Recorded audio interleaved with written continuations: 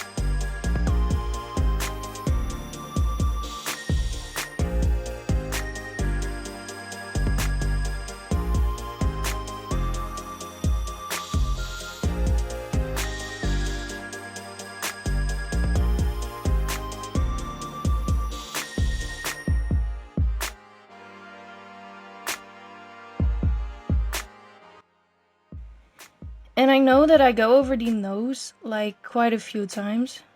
I haven't counted the times that I went over the nose, but it will probably be 100 times. Because with side profiles, the nose is always the hardest to draw in my opinion. At least for me it is. So I got the nose done and then I messed it up completely. So a really sad moment when I realized that I completely messed up the nose. But these things happen and then you just have to deal with your mistakes. And that's a tip from me and something that I need to listen to myself also, is that you don't need to overwork your drawing or your painting because you will regret it in the end, or at least I always do. So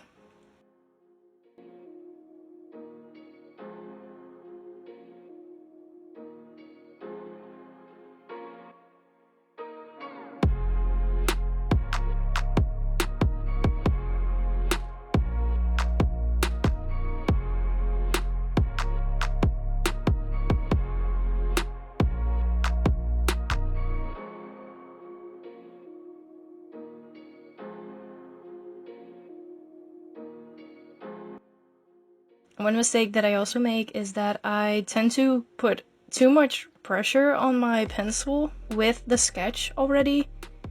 And I mean, I need to learn not to do that because that makes it harder to erase mistakes. If you make a mistake, it's always better to draw lightly at first and then build up the color.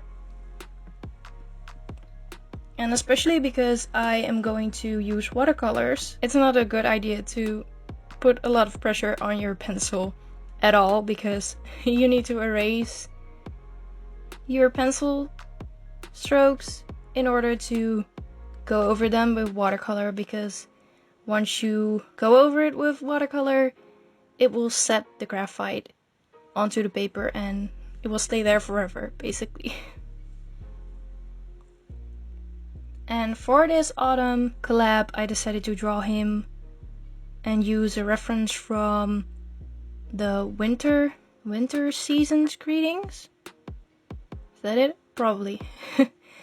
And I decided to draw a little leaf in his hand to make it more fall-like. At first I wanted to go a bit by one of the lyrics from the song Dead Leaves or Fallen Leaves. There are two versions of it, two translations.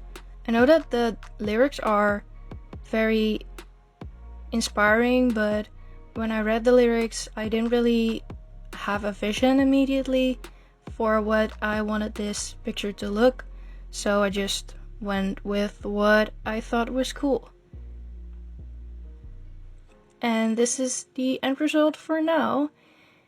And if you want to see the rest, go watch the next video next week.